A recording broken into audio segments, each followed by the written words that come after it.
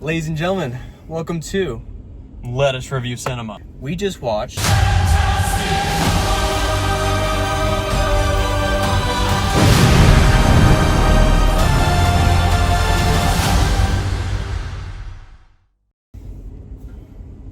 Wow. Beautiful. It was beautiful. You could say it's fantastic. Say that again? Honestly, it was a really great movie. The aesthetic for the film was so consistent of having that 60s film. It's like a vintage retro, but still kind of new feel to it. And oh my gosh, it was amazing. Like I'm very minimalist with my words because it's just, there's so much that I can't say about it because I don't want to spoil it for people. And I want people to actually enjoy it and to actually review it for themselves. Any words from you, Trevor?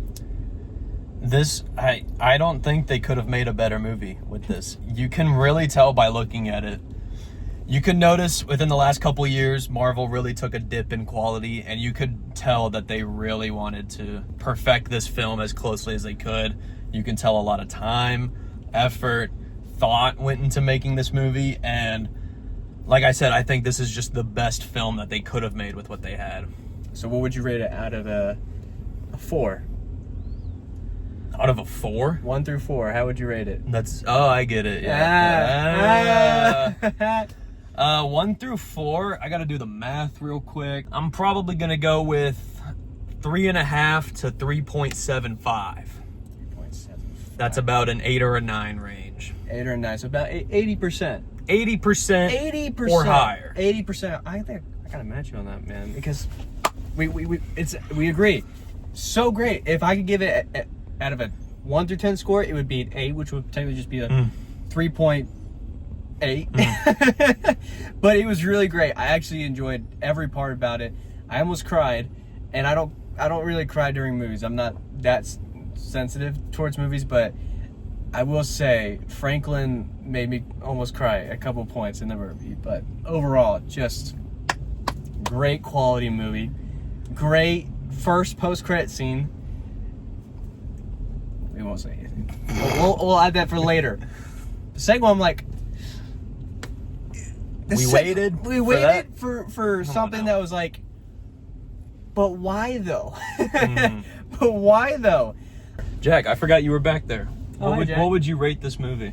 Well, there's some movies where you watch the trailer and it's nothing like you expected and it absolutely sucked, but this was not one of those movies. It gave us more than expected, and I think it worked really well. I like that. What would you rate it out of 10? I gotta go a 9.8. Wow. It's a pretty good movie. Wow. That's great. What brings it down to 0.2 points? The baby. Getting more into spoiler territory, the baby, for the most part, what it looked like, it was completely CGI. And it reminded, I don't know for Whitaker, it reminded me and Jack of the Twilight baby and the last 1 or 2 Twilight movies. And Nessie. Nessie. You nicknamed my daughter after the Loch Ness Monster?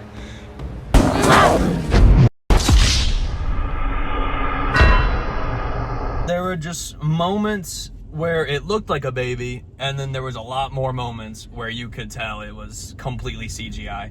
I will say it did look like a mix of Vanessa and Pedro. That's true. Maybe that's why it was CGI. Maybe.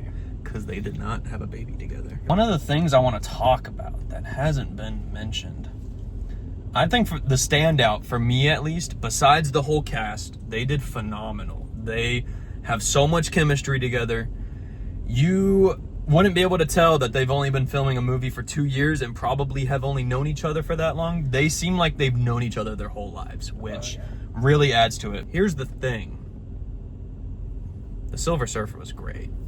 I know a lot of people going into this were like, we want Norrin Rad. We don't want Shia LaBeouf. She's a woman. That's probably not the only reason why people didn't want her.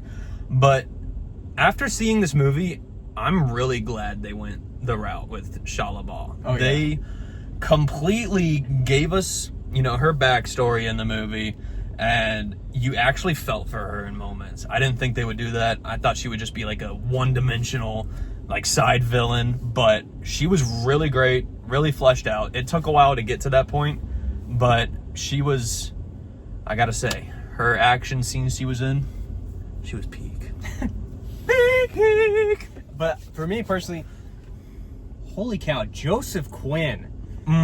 The points where he had some authority in his voice, I'm like, excuse my legs, but you know, we'll bleep it out. But I mean, holy cow, I didn't even recognize his voice. I'm like, who is that man that is speaking with authority? Like, it was a huge pivotal point for me just seeing that from Stranger Things, and I'm like, this is not the same person he was a couple of years ago doing Stranger Things. This is a whole new character that he is embodied and redesigned to be to himself. And just good job, Joseph Quinn. Oh, yeah. Absolutely great job.